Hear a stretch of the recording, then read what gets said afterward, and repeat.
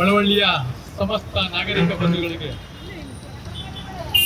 ಒಂದು ವಿಚಾರ ಹೇಳೋದಕ್ಕೆ ಒಂದು ವೇದಿಕೆಯನ್ನ ನಾವು ಸೃಷ್ಟಿ ಮಾಡ್ತಾ ಇದ್ದೀವಿ.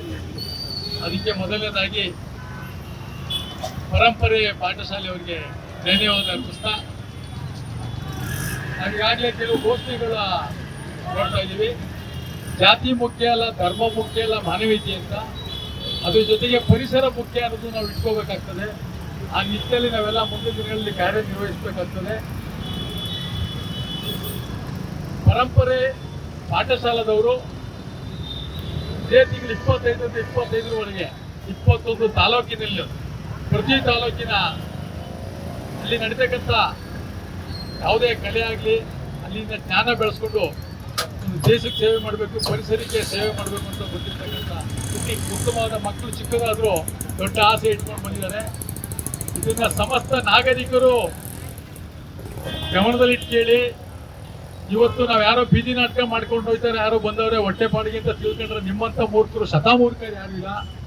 ಪರಿಸರ ಉಳಿಲಿಲ್ಲ ಅಂತಂದ್ರೆ ನಾವ್ಯಾರು ಜೀವಿಸೋಕ್ಕಾಗಲ್ಲ. ಸ್ವತಂತ್ರ ಬಂದದ್ದು ನಮಗೆ ನೆಮ್ಮದಿಯಿಂದ ಜೀವನ ಮಾಡಬೇಕು ಅನ್ನೋ ದೃಷ್ಟಿಗೋಸ್ಕರ ಈ ಮಕ್ಕಳು ಮಾಡ್ತಾ ಇರೋದು ಏನು ಅಂದರೆ 1947ರಲ್ಲಿ ಬಂದ ಸ್ವತಂತ್ರ 2047ಕ್ಕೆ ಹೇಗಿರ್ಬೇಕು ಅಂದ್ರೆ ನೀವು ಮನುಷ್ಯರಾದ್ರೆ ಕೂತ್ಕೊಂಡು ಯೋಚನೆ ಮಾಡಿ. ನಾವು ಅಧೋಗತಿಗೆ ಹೋಗ್ತಾ ಇದ್ದೀವಿ, ಅರ್ಥ ಮಾಡ್ಕೊಳ್ಳಿ. ಪರಿಸರ ನಾಶ ಮಾಡ್ತಾ ಇದ್ದೀವಿ.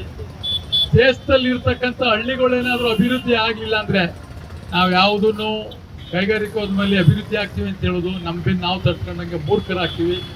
ಆ ನಿಟ್ಟಿನಲ್ಲಿ ಹಳ್ಳಿಗಳು ಉಳ್ಕೋಬೇಕು, ಹಳ್ಳಿ ಪರಂಪರೆ ಉಳ್ಕೋಬೇಕು ಅನ್ನೋ ದೃಷ್ಟಿಯಿಂದ ನಿಮ್ಗೇನಾದ್ರೂ ಗೊತ್ತಾದ್ರೆ ಇವಾಗ ಅವ್ರ ಮಕ್ಕಳು ಹಾಡು ಹೇಳೋದಲ್ಲ, ಅದನ್ನೊಂದು ಈ ಪರಂಪರೆ ಅನ್ನೋದಕ್ಕೆ ಪ್ರತಿಯೊಂದು ಹಳ್ಳಿನಲ್ಲೂ ನಾವು ಬೆಂಬಲ ಸೂಚಿಸಬೇಕು. ನಾವು ಪರಂಪರಾ ಪಾಠಶಾಲೆಯವ್ರಿಗೆ ಹೇಳೋದಿಷ್ಟೇ, ಮುಂದಿನ ದಿನಗಳಲ್ಲಿ ಕನಿಷ್ಠ 15 ದಿವಸ ಮಳವಳ್ಳಿನಲ್ಲಿ ನಾವು ಉಳ್ಕೋಬೇಕಾಗ್ತದೆ ಪ್ರತಿಯೊಂದು. ಯಾಕೆಂದರೆ ಮುಂದಿನ ಭವಿಷ್ಯತ್ ಪ್ರಜೆಗಳು ಶಾಲಾ ಮಕ್ಕಳು, ಅವರಿಗೆ ನಾವು ಈ ಪಾಠವನ್ನು ಹೇಳಬೇಕಾಗ್ತದೆ. ಹಾಗೆ ಹಳ್ಳಿನಲ್ಲಿ ಹಳ್ಳಿ ಬದುಕು ಬೆಂಗಳೂರು ಸಿಟಿ ಪಟ್ಟಣ ಪ್ರದೇಶಕ್ಕಿಂತ ಅಧೋಗತಿಗೆ ಹೋಗ್ತಾ ಇದೆ.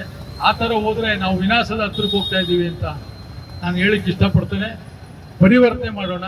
ಇದು ಒಬ್ಬರಿಂದ ಸಾಧ್ಯ ಇಲ್ಲ, ಪ್ರತಿಯೊಂದು ಹಳ್ಳಿ. ಈ ಒಂದು ತಿಳ್ಕೊಳ್ಳಿ, ಮಹಾತ್ಮ ಗಾಂಧೀಜಿಯವರ ಏನು ಒಂದು ಆಸೆ ಇತ್ತು ಅಂದರೆ ಗ್ರಾಮೀಣ ಪ್ರದೇಶದಲ್ಲಿ ಏನಾದರೂ ಅಭಿವೃದ್ಧಿ ಆದರೂ ಮಾತ್ರ ದೇಶ ಉದ್ಧಾರ ಆಗ್ತದೆ ಅಂತ. ಅದು ಸತ್ಯ, ಅಕ್ಷರಶಃ ಸತ್ಯ. ಈಗ ಎಲ್ಲ ನಮ್ಮ ಆಳ್ತಾ ಇರತಕ್ಕಂಥ ರಾಜಕಾರಣಿಗಳು ಎಲ್ಲರೂ ಅದನ್ನು ಹೇಳ್ತಾ ಇದ್ದಾರೆ. ಹೊತ್ತು ಕಾರ್ಯರೂಪಕ್ಕೆ ಬರ್ಬೇಕಂದ್ರೆ ನಾವೆಲ್ಲ ಪ್ರಜೆಗಳು, ಭಾರತದ ಪ್ರಜೆಗಳು ನಾವೆಲ್ಲ ಒಂದಾಗಿ ದೇಶ ಉಳಿಸ್ಬೇಕು.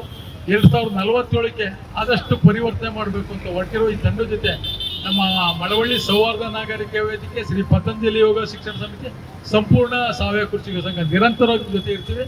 ನಿಮ್ಮ ಕಾರ್ಯಕ್ಕೆ ಯಶಸ್ಸಾಗಲಿ ಅಂತ ಹೇಳ್ತಾ ನಾನು ಒಂದು 2 ಮಾತು ಕೊಡ್ತೇನೆ ಎಲ್ಲರಿಗೂ.